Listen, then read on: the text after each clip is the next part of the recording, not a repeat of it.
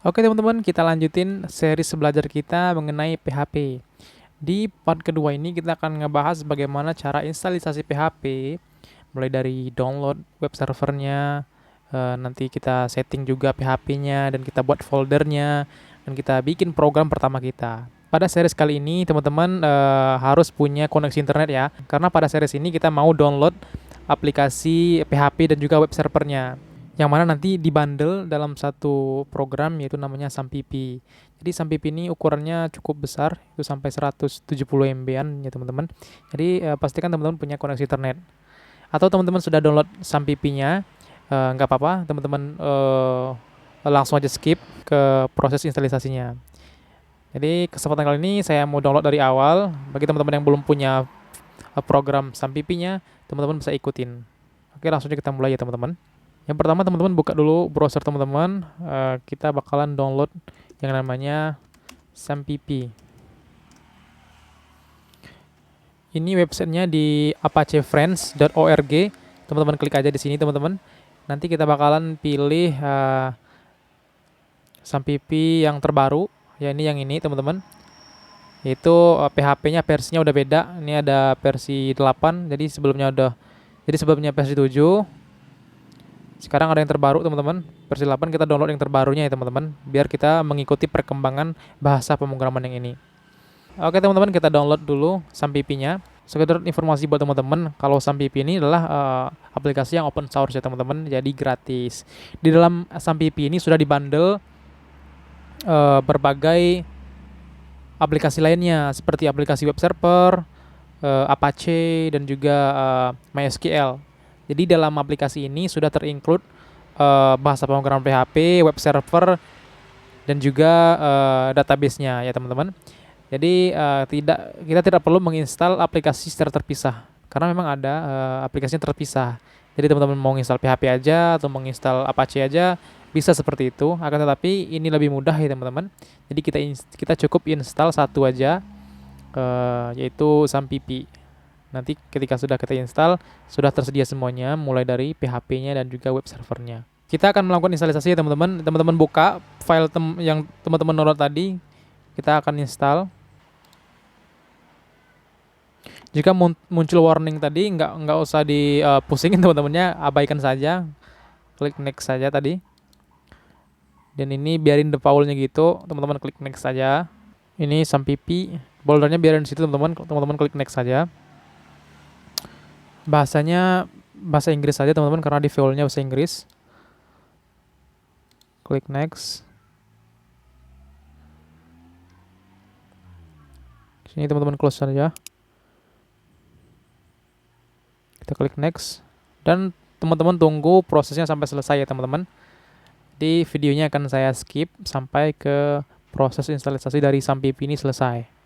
Baik teman-teman, sudah selesai ini instalisasinya. Teman-teman buka langsung aja ini.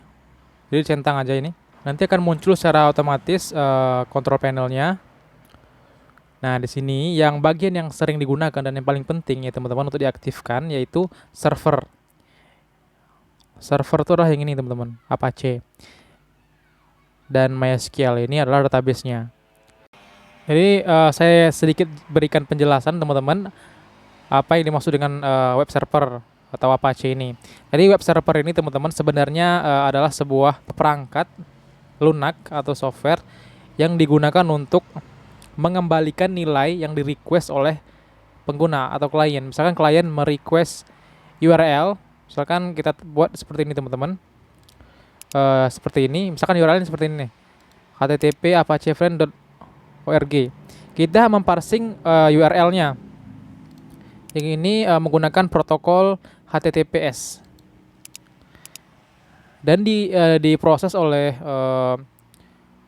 server, dan server akan mengembalikan nilai yang berupa file HTML. Seperti inilah tampilannya teman-teman. Jadi ini di request ke server, lalu server mengembalikan tampilan seperti ini. Mungkin teman-teman agak bingung, nggak apa-apa, kita langsung aja praktek. Ini teman-teman klik start aja dulu teman-teman ya, klik start. Hanya Apache-nya dulu ya. Nanti di MySQL-nya kita bakal bahas di video selanjutnya. Teman-teman klik minimize saja. Nah, sekarang kita butuh yang namanya kode editor. Ada kode editor yang bagus teman-teman yang bisa teman-teman gunain. Yang kode editor ini ringan dan juga ada versi gratisnya. Namanya Sublime Text, teman-teman. Teman-teman download aja, namanya Sublime Text. Ya, teman-teman klik aja di sini bagian download. Lalu pilih sesuai dengan sistem operasi teman-teman. Bisa menggunakan Windows, Linux, dan lain sebagainya. Saya sudah download. Bagi teman-teman yang belum download, teman-teman download aja dulu ya. Lalu install. Atau teman-teman bisa menggunakan PHP, Notepad, dan lain sebagainya. Kita menggunakan Sublime Text ya teman-teman. Atau teman-teman bisa menggunakan Visual Studio Code. Akan tetapi Visual Studio Code itu agak sedikit lebih berat. Tidak dianjurkan bagi teman-teman yang mempunyai PC yang speknya tidak terlalu tinggi. Oke, kita buka dulu Sublime Text kita. Ini adalah kode editor namanya teman-teman, tempat kita menulis kode. Nanti kodenya akan kita terjemahkan ke program PHP sehingga programnya akan melahirkan sebuah output yang kita inginkan. Biar teman-teman lebih paham, kita langsung aja teman-teman klik di sini open folder, atau kita langsung ke struktur foldernya teman-teman. Struktur folder dari PHP ini ada di SAMPP teman-teman, di local disk C, di SAMPP, terus di htdocs. Jadi di sini letak folder yang nantinya akan kita akses filenya. Jadi ketika kita mengakses URL-nya, localhost / nama filenya, maka server akan mengacu ke sini dan server akan mengembalikan nilai HTML-nya. Mungkin teman-teman bingung nih, kita langsung aja ya kali ya. Kita buat namanya di sini series PHP. Kita buat lagi folder di sini teman-teman, namanya pertemuan kedua ya ini ya. Coba. Nah, pertemuan ini kita share aja ke sini. Maka akan muncul di sini teman-teman ya. Nah, disinilah kita mulai ngoding nih namanya teman-teman.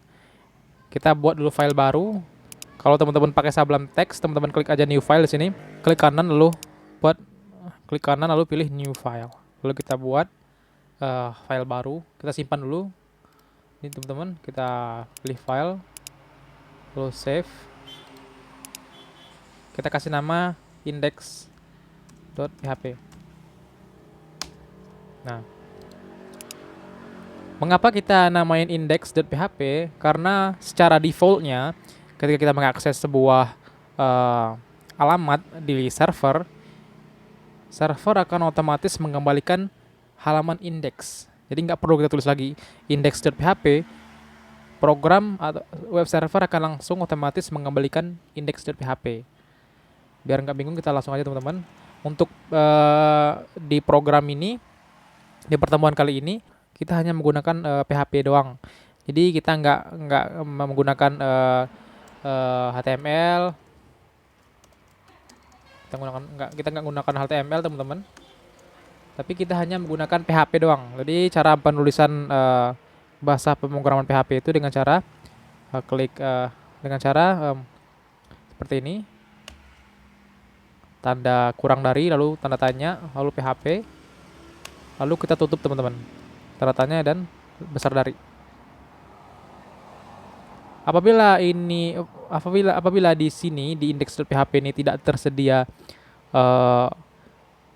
bahasa lain, tidak tersedia tulisan bahasa lain seperti JavaScript atau mungkin markup language seperti HTML dan CSS, maka tidak perlu menggunakan kurung seperti ini teman-teman. Tapi kita gunain aja, nggak apa-apa.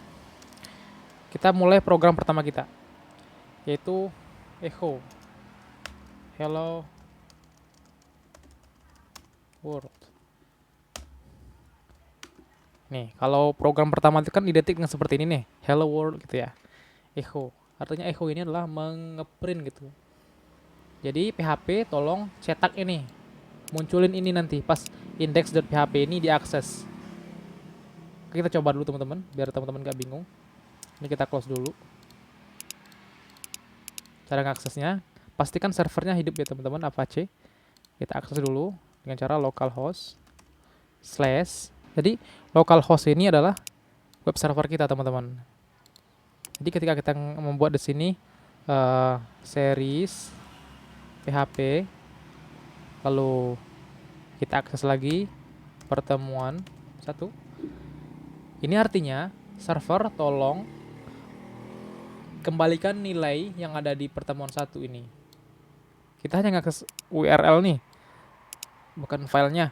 Jadi kita mengakses web server dengan alamat URL seperti ini teman-teman. Jadi maksudnya kita ngomong gini sama server tolong saya mau akses file yang ada di folder series PHP dan pertemuan kedua.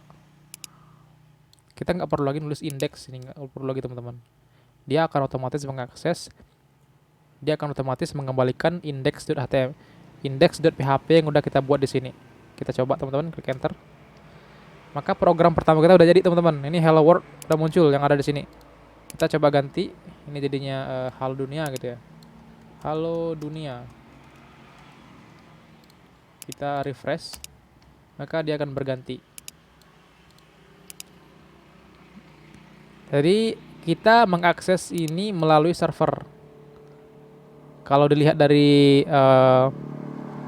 struktur foldernya, localhost tuh di sini teman-teman.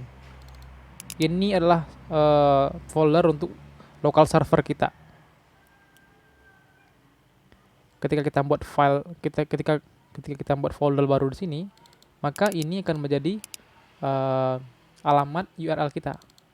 Dan apapun yang ada di sini akan ditampilkan sesuai dengan file yang ingin kita akses.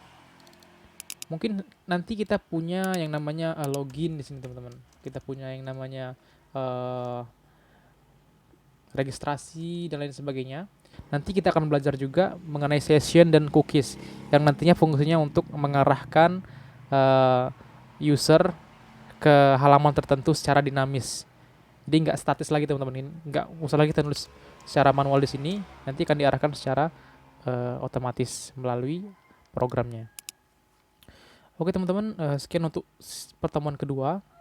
Sampai jumpa di pertemuan ketiga. Nanti kita akan membahas mengenai lebih dalam lagi terkait dengan PHP, yaitu mengenai variabel dan juga bagaimana cara penulisannya, serta bagaimana kita membuat sebuah komentar di program PHP, karena komentar itu cukup penting dalam melakukan pengembangan nanti ke depannya. Oke teman-teman, sampai jumpa di video selanjutnya.